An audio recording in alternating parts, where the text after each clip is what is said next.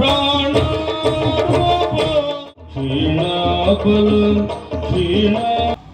ಅನೇಕರು ಭಕ್ತಾದಿಗಳು ಬರ್ತಾರೆ. ಹೌದು, ಪೂಜೆನ ಮುಗಿಸ್ ಮೊದಲೆಲ್ಲ ಬಹಳ ತಿಂತಾ ಇದ್ದೆ, ಈಗ ಬಿಟ್ಟಿದ್ದೆ.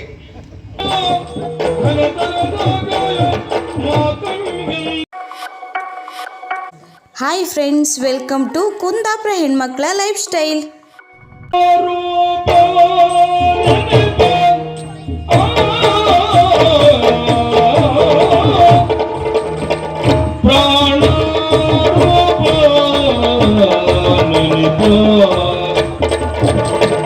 ಪ್ರಾಣ ರೂಪ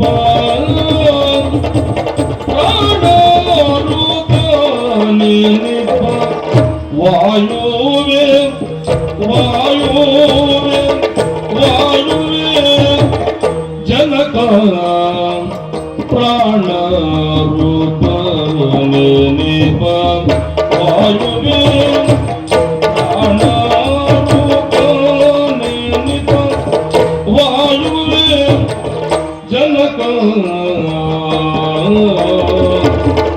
ನಾ ಕ್ಷೀಣ ಬಲ ಕ್ಷೀಣ ಬಲ ಕ್ಷೀಣ ಬಲ ಕ್ಷೀಣ ಬಲ ಕ್ಷೀಣ ಬಲ ಹನುಮ ಎಂದೆನುತು ನಾ ಕ್ಷೀಣ ಬಲ ಕ್ಷೀಣ ಬಲ ಹನುಮ ಎಂದೆನುತು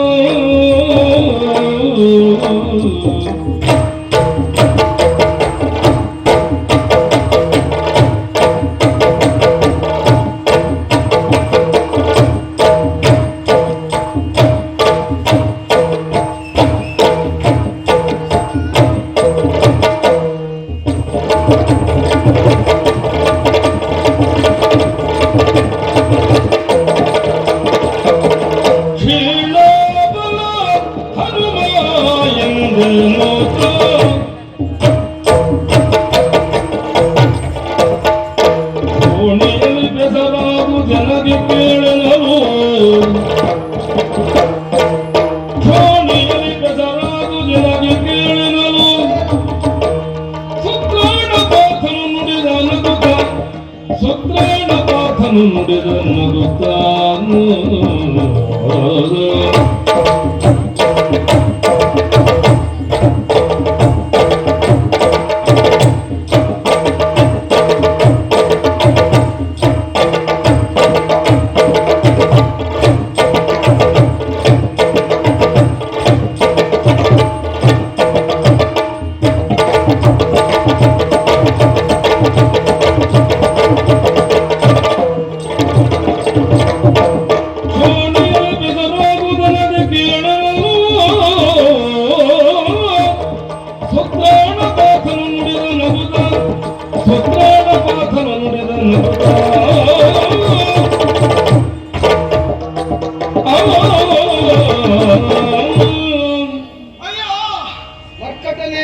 ಪುಣ್ಯಕ್ಷೇತ್ರವಾಗಿರುವಂತಹ ರಾಮೇಶ್ವರಕ್ಕೆ ಅನೇಕರು ಭಕ್ತಾದಿಗಳು ಬರ್ತಾರೆ.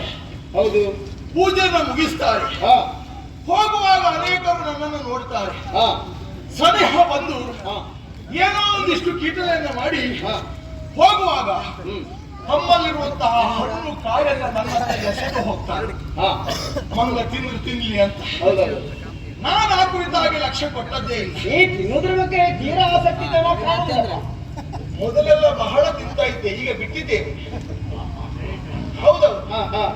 ಈಗ ನಾ ಸೇವಿಸುವುದೇ ಬೇರೆ ಆದ್ರಿಂದ ಹೊಟ್ಟೆಗೆ ತಿನ್ನಬೇಕು ಅಂತ ನನಗೆ ಅನಿಸುವುದಿಲ್ಲ. ಮತ್ತೆ ಯಾವುದಕ್ಕೆ ತಿನ್ಬೇಕು ಅಂತ ಅನ್ನಿಸ್ತದೆ? ನಾನು ರಾಮಧ್ಯಾನದಲ್ಲಿ ನಿರತನಾದವನು.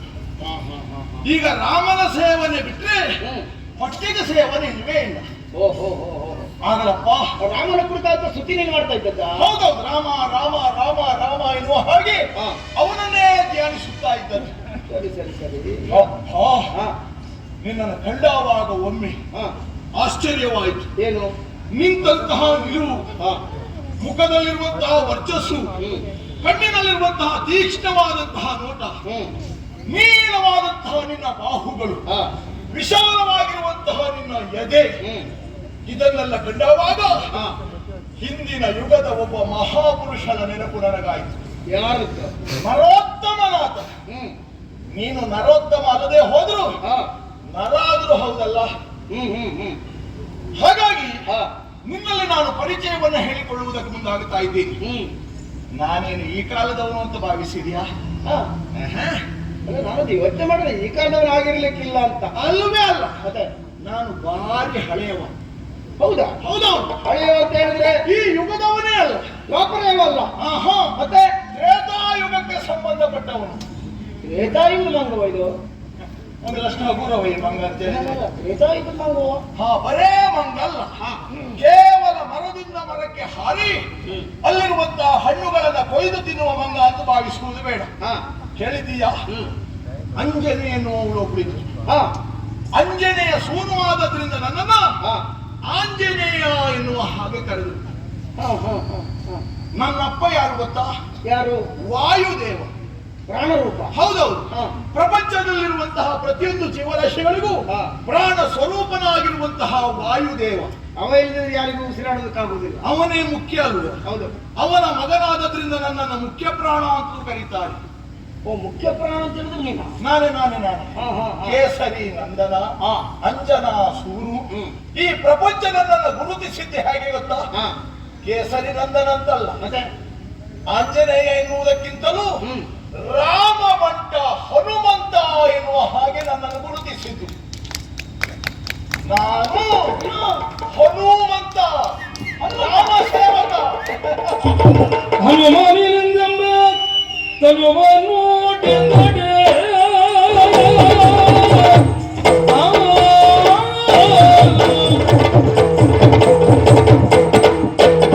ಹನುಮ ಹನುಮ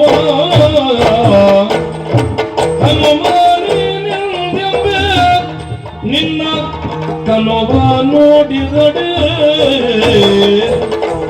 ನಿನ್ನ ತನುವ ನೋಡಿದಡೆ ದುಣುಗಿ ನಂದದು ಇರುವೆ ಏಕೆ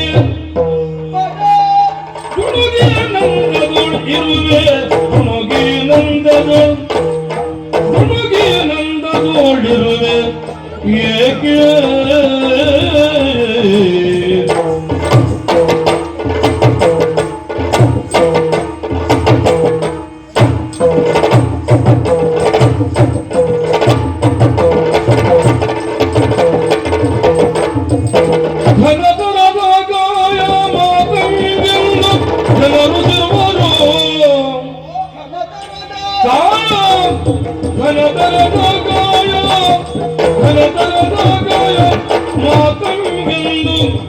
ಜನರು ಸುರುವರು ಎಲವು ಮಾರುತಿ ಎಂದ ಅದಕ್ಕೆ ಎಲವು ಮಾರುತಿ ಎಂದ ನದಗೆ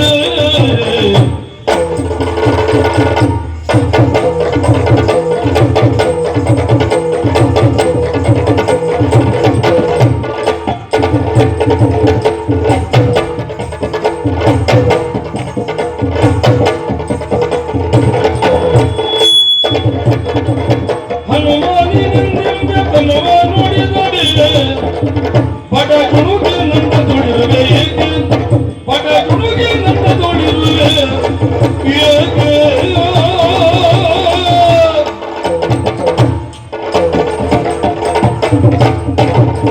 ನೀನು ಹನುಮಂತ, ಹನುಮಂತ, ರಾಮಭಟ್ಟ. ನಗೆ ಯಾಕೆ ಎಂದು ಗೊತ್ತಾಗಲಿಲ್ಲ. ಸುಳ್ಳು ಹೇಳಬೇಕು. ಹೇಳಿದ್ರೆ ಸಾವಿರ ಸತ್ಯದ ತಲೆಯ ಮೇಲೆ ಸುತ್ತಿಗಿಲು ಹೊಡೆದಾಗಿದೆ. ಅದೆಲ್ಲ ಮನುಷ್ಯರ ಅಭ್ಯಾಸ ಅಲ್ವ? ಅಂದ್ರೆ ಅವರು ಸುಳ್ಳು ಹೇಳಿದ್ರೆ ಮನುಷ್ಯರಂತಾರೆ, ಸುಳ್ಳು ಯಾರ್ಯಾರು ಹೇಳ್ತಾರೆ. ಹಾಗೆ ನಾವು ಸುಳ್ಳು ಹೇಳುವುದಿಲ್ಲ. ಸುಳ್ಳದ್ದು ಯಾವ ತಿಳ್ಕೊಳ್ಳೋದಕ್ಕೆ ಸಾಧ್ಯ ಆಗುತ್ತದೆ? ಯಾವುದು? ಹೇಳಿದ್ರೆ ತಾನು ಹನುಮಂತ ಎನ್ನುವ ಹಾಗೆ. ಹೌದು. ಹನುಮನಿನೆಂದೆಂಬೆ ತನುವ ನೋಡಿದರೆ ಬಡ ಜುಣುಗು.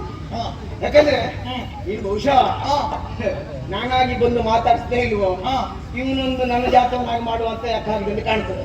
ನಿನ್ನನ್ನು ಮಂಗ ಮಾಡು, ಮಂಗ ಮಾಡುವಂತ ಯೋಚನೆ ಮಾಡಿದ್ದು ಕಾಣ್ತದೆ ನಿನಗೆ. ಹೀಗೆಲ್ಲ ಹೇಳಿಕ್ಕಿಲ್ಲಪ್ಪ. ಏನೋ ಗೊತ್ತಿಲ್ಲದೆ ಇದ್ದವ್ರಿಗೆ ಹತ್ತಿರ ಹೀಗೆ ಹೇಳಿದ್ರೆ ಹೌದೇನೋ ಅಂತ ಅನ್ನಿಸಬಹುದು. ಸುಳ್ಳು ಹೇಳಿದ್ರೆ ಹನುಮಂತನ ಕುರಿತಾಗಿ ನಾನು ತಿಳಿಯದಿದ್ದ ಹೆಡ್ಡೆ ಏನು ಅನ್ನುವೆ ಅಲ್ಲ ಬಹಳಷ್ಟು ತಿಳಿದುಕೊಂಡಿದ್ದೇನೆ. ರಾಮನೇ ಹೇಳಿದಂತೆ ಸಾಕಯ್ಯ ಕಪಿವರ ಭೂಲೋಕ ಭೂ ಎಂಬ ಪಾತ್ರಗಳ ಲೋಕವನ್ನು ನಡುಗಿಸಿ ಅಂತ. ಅದ ಭೂಮಿಯಿಂದ ವ್ಯೋಮದ ಎತ್ತರಕ್ಕೆ ಬೆಳೆಯುವಂತಹ ದೀರ್ಘದೇಹಿ ವಜ್ರಕಾಯನಂತೆ ಬೆಳೆಯುವಾದ ಅಷ್ಟಸಿದ್ಧಿಗಳನ್ನು ಬಲ್ಲವ ಹನುಮಂತ ಎನ್ನುವ ಹಾಗೆ ನಾನು ಕೇಳಿ ತಿಳಿದವನಿದ್ದೇನೆ. ಆಗಲಿ ಸಂತೋಷ. ಹನುಮಂತನ ಕುರಿತಾಗಿ ಅಧ್ಯಯನ ಮಾಡಿದ್ಯಲ್ಲ ನೀನು? ಹನುಮಂತನ ಕುರಿತಾಗಿ ಅಧ್ಯಯನ ಮಾಡ್ತೇನೆ ಮಾತ್ರ ಅಲ್ಲ, ಹನುಮಂತನ ಭಕ್ತನು ಹೌದು. ಹೌದೇನೋ? ಹೌದಪ್ಪ, ಹನುಮಂತ ಭಕ್ತನು ಹೌದು. ಆದರೆ ಈ ಹನುಮಂತ